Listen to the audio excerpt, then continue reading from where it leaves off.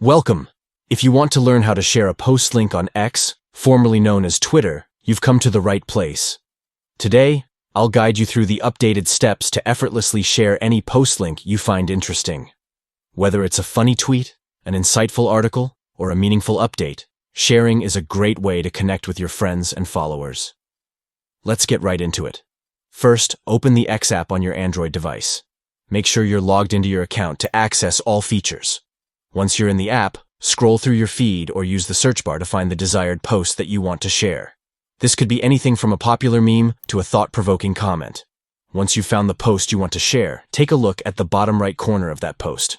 You'll see a share icon, usually depicted as an upward arrow or a similar symbol. Go ahead and tap on that share icon. When you tap the share icon, a menu will pop up with various sharing options. This gives you the flexibility to choose how you want to share the post link. You can share it directly through a message, email, or even other social media platforms. Select your preferred method for sharing. And there you have it.